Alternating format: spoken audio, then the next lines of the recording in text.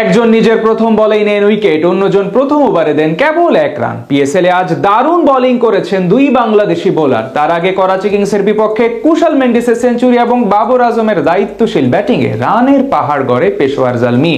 জবাব দিতে নেমে টাইগার বোলারদের সামনে পাত্তাই পায়নি করাচির ব্যাটাররা। তাদের বিপক্ষে পেশোয়ার জালমির এমন জয় এবং দুই বাংলাদেশি ক্রিকেটারের পারফরমেন্স নিয়ে বিস্তারিত জানবো রিপোর্টে।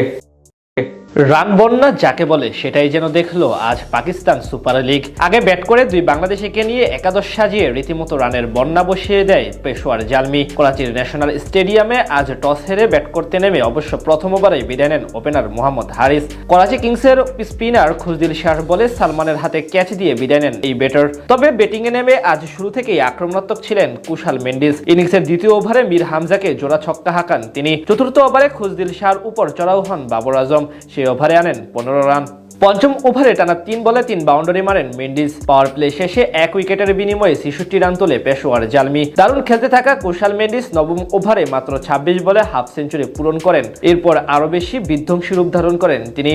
অন্য প্রান্তে বাবর আজম তাকে সঙ্গ দিতে থাকেন বেশ ভালোভাবে। 11তম ওভারে টানা 3 বলে 3 বাউন্ডারি মারেন বাবর, যার মাধ্যমে তুলে নেন অর্ধশতক। 13তম ওভারে আসে 18 রান। এই দুই ব্যাটারের এমন অ্যাপ্রোচে বেশ ভালোভাবে আগাতে থাকে পেশোয়ার জালমি। 16তম ওভারে সেঞ্চুরি তুলে নেন কুশাল মেন্ডিস। শেষ অবধি 109 রানের দুর্দান্ত ইনিংস খেলে আউট হন এই ব্যাটার, যেখানে ছিল 14টি চারের সাথে 4টি বিশাল ছক্কা। একই ওভারে আব্বাস আফ্রিদির বলে বিদায় নেন মিচেল ব্রেসওয়েল। এদিকে নতুন করে করাচি কিংসের বোলারদের উপর তাণ্ডব শুরু করেন আব্দুল সামাদ। 19তম ওভারে টানা 3 বলে 3 ছক্কা হাঁকান এই ক্রিকেটার।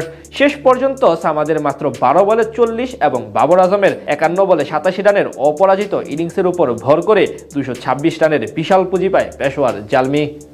জবাব দিতে নেমে শুরুতেই চাপে পড়ে যায় পেশোয়ার জালমি। ইনিংসের প্রথম ওভারে আক্রমণে আসেন ইফতেখার আহমেদ। তার করা তৃতীয় বলে লং অফ অঞ্চল দিয়ে খেলতে গিয়ে আমির জামালের হাতে ক্যাচ দিয়ে বিদায় নেন মোহাম্মদ ওয়াসিম। এদিকে আজ ইনিংসের দ্বিতীয় ওভারে প্রথম বল করতে আসেন শরীফুল ইসলাম। তার করা প্রথম বলে শর্ট পিচ মুখ বরাবর বাউন্সে পরাস্ত হন প্রতিপক্ষ অধিনায়ক ডেভিড ওয়ার্নার। সেটি গালি অঞ্চলে থাকা ফিল্ডারের হাতে ক্যাচ দিয়ে আউট হন তিনি। সে ওভারে 1 উইকেট নেওয়ার পাশাপাশি মাত্র 4 রান খরচ করে যান ই পেসার। পরের ওভারে ইফতেখার আহমেদ আক্রমণে সে নিজের দ্বিতীয় শিকারে পরিণত করেন সালমান আলী আগাকে। পরপর 3 উইকেট হারিয়ে ততক্ষণে ভীষণ চাপে পড়ে যায় করাচি কিংস। নিজের দ্বিতীয় ওভারে বল করতে এসে 1 ছক্কা হজম করলেও কেবল 8 রান দেন শরীফুল। পঞ্চম ওভারে প্রথম বল করতে আসেন নাহিদ রানা।